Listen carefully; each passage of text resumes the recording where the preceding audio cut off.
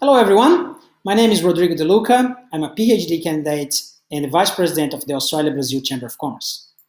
Today, I'll have a brief video here to talk to you about some of the findings of the World Development Report 2020, where we talk about trading for development in the age of global value chains. Due to the limited time, I'll be just talking about some of the driving force and outcomes of the GVC to Brazil, and at the end offer a couple of suggestions to the country's policymakers to improve Brazil's participation in the global GVC. Some of the drivers of GVC are the geographical position, endowments, such as labor force and resource, market size, and the quality of their institutions, which I'll be addressing today.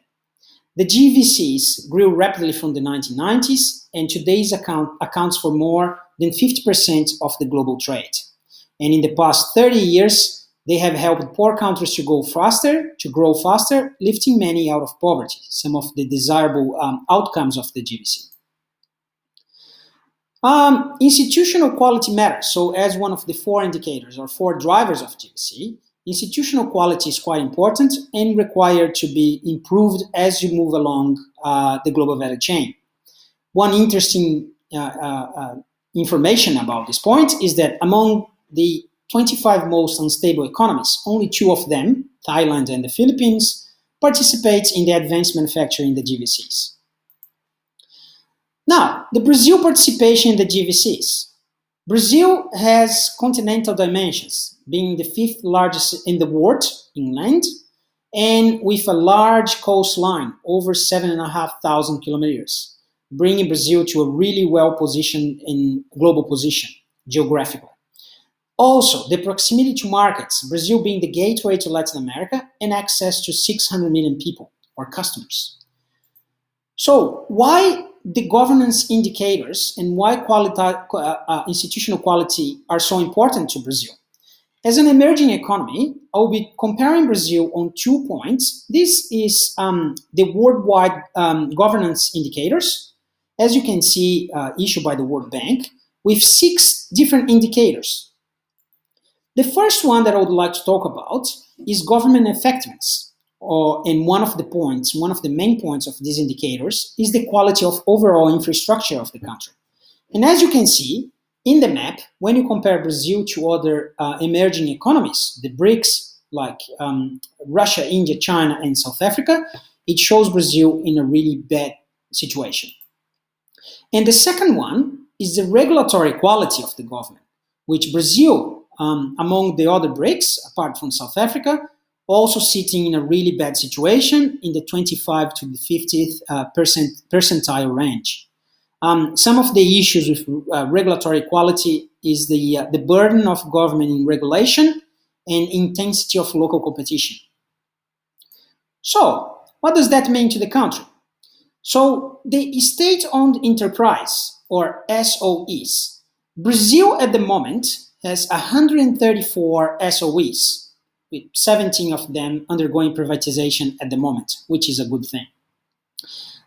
For comparison, the United States have 17, the United Kingdom 16, and Australia only 15 SOEs, which represent the excessive number of SOEs, a barrier to trade, and also a drain of resource or investments.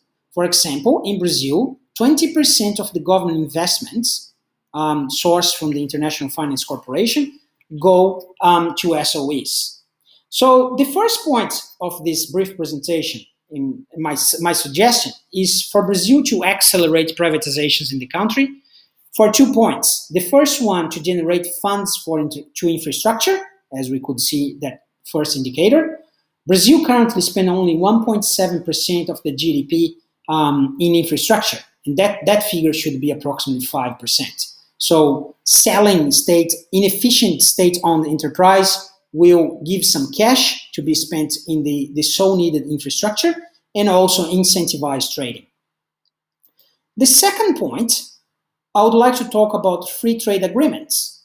Free trade agreements, as you can see in the graph, countries that are involved in high depth agreements have a much better chance to be involved in the GVC, the global value chains. Let's have a look at that to Brazil. At the moment, the WTO reports 305 FTAs in force.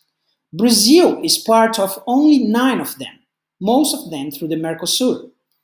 The map shows that Brazil is mostly involved in FTAs with developing economies.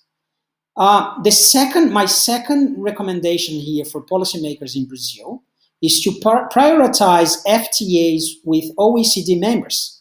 Brazil is currently negotiating with Canada and the European Communion. That will generate positive spillovers, including institutional gains and the improvement of Brazil in the GVC. I hope you have enjoyed the presentation, the brief presentation, and if you'd like to share any comments or suggestions, please contact me through my email. Here, rodrigo.deluca@griffithuni.edu.au. Thank you.